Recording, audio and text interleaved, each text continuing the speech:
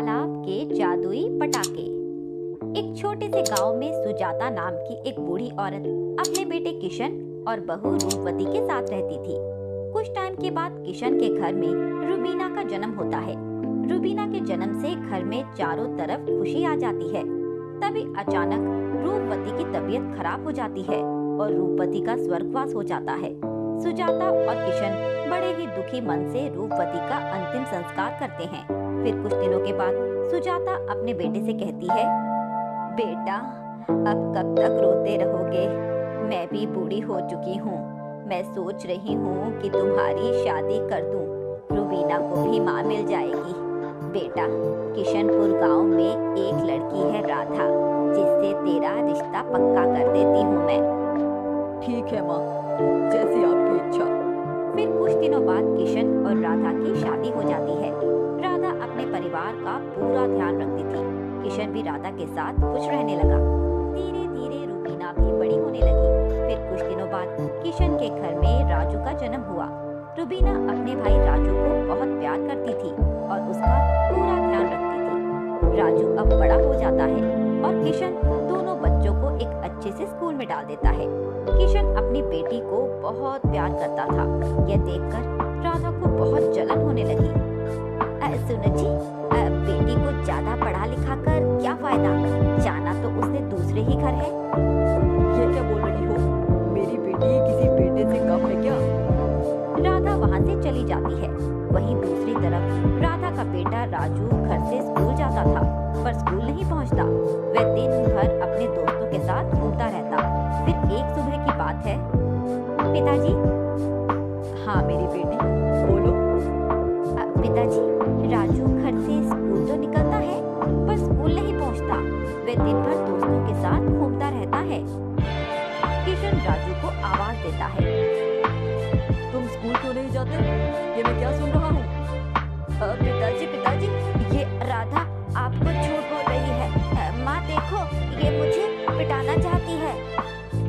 आज के बाद कोई कंप्लेंट नहीं आनी चाहिए। मैं कुछ टाइम के लिए काम के सिलसिले से घर से बाहर जा रहा हूँ। राजू जोर जोर से रोने लगता है। राधा ये सब देख रही थी। कुछ देर बाद वह अपने बेटे के साथ रूबीना के कमरे में जाती है। अरे ओ रूबीना की बच्ची, तूने मेरे बेटे को डांट लगवाई। अब देख मैं क्या करती हूँ तेरे साथ। फिर राधा रूबीना को कमरे में बंद कर देती है। माँ माँ माँ, दरवाजा खोलो माँ। आज दिन भर तुझे खाना नहीं मिलेगा।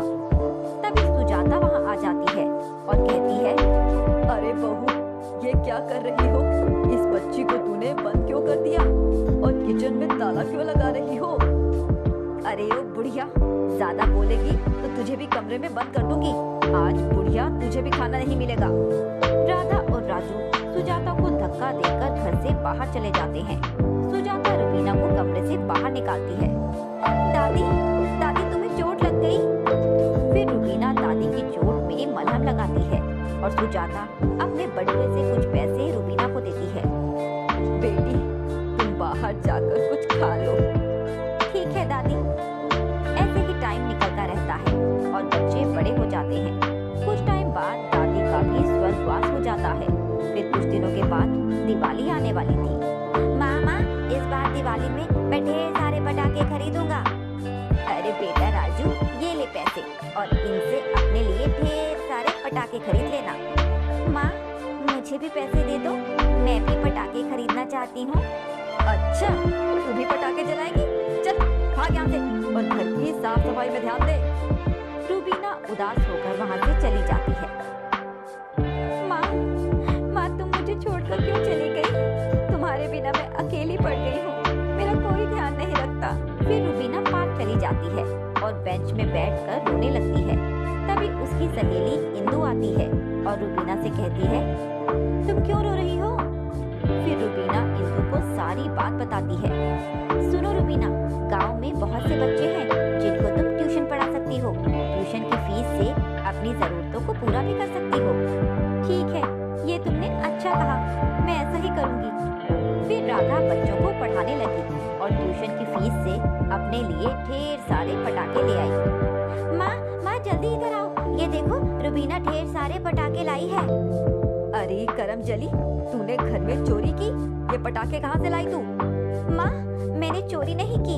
मैं बच्चों को ट्यूशन पढ़ाती हूँ और उन्होंने मुझे ट्यूशन फीस दी है। उन पैसों से मैं पटाखे खरीद कर ले आई।